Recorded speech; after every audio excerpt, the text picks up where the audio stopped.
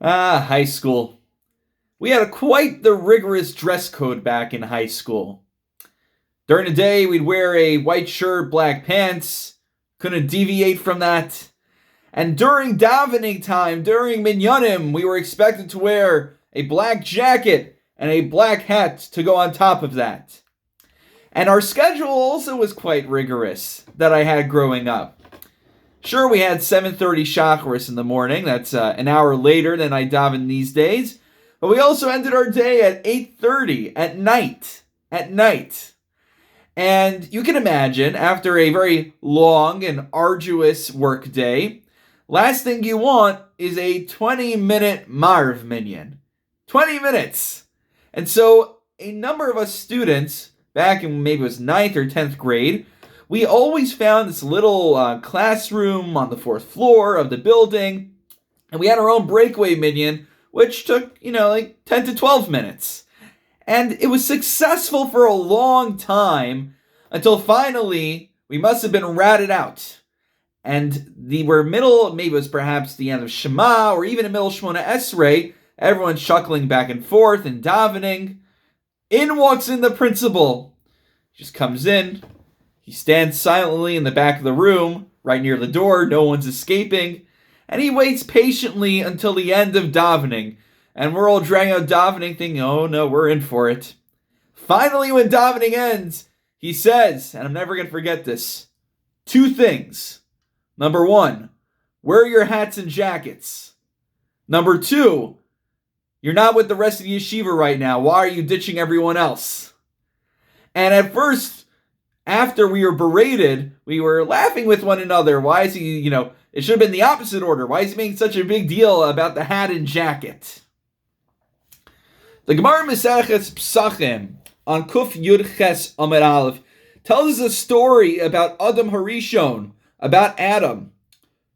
Amar Rabbi Yeshua ben Levi, B'shah Amar Kadosh Baruch Hu la'Adam, when God said to Adam, V'kotz v'dardar tatzmiach lecha, he said to Adam that you will eat from the plants and from the brushes of the ground, from the shrubbery.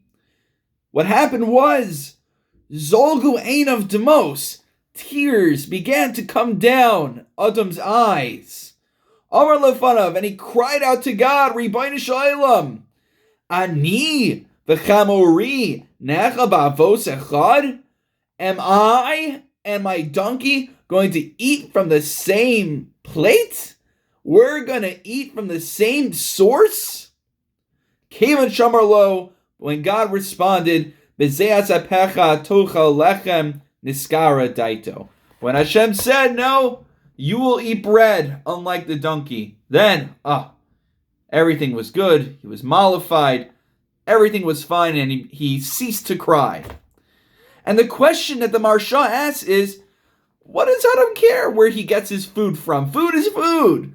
Why was it so bothersome? Why did it trouble him and ail him to such a degree that he would eat from the same thing as a donkey? They didn't have all the recipes back then. They were very natural eaters.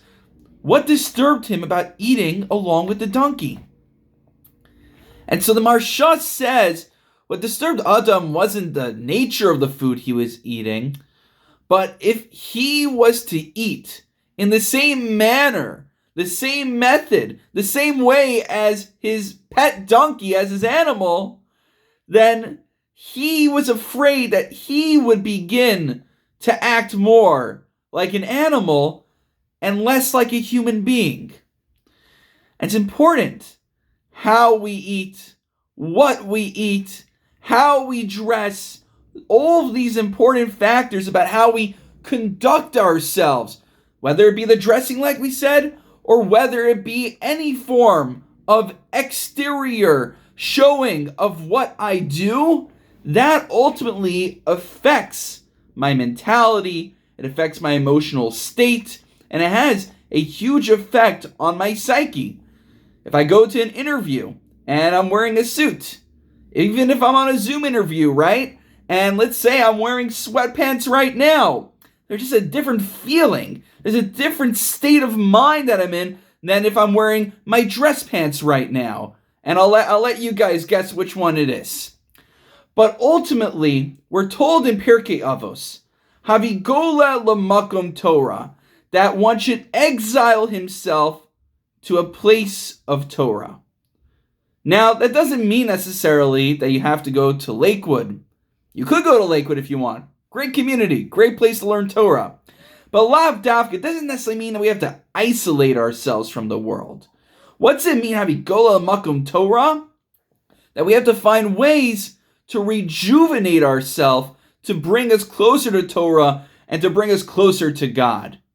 It's not just about how I do things, what I'm wearing, how I'm conducting myself, but it's also about the atmosphere and where I deliberately choose to situate myself.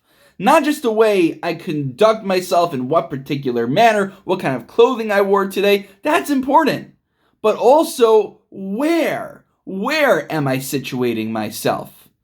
And so, when we come back, God willing, it's such good news. So many of us are able to get vaccinated now. I've heard about so many people who are signed up, and we're able to come back into shul with safety measures in place and to feel that peace of mind. Where we find ourselves plays a huge role. To spend time in a makom Torah, a place dedicated to Torah, that is of utmost importance. Because if we focus on what, how, and where we are conducting ourselves, it has a huge impact on our personalities, has a huge impact on our midos, and if we could think deliberately about setting those up correctly, ultimately, that will bring us closer to our observance of halacha and closeness to HaKadosh Baruch Hu, or close to God as well. Good Shabbos.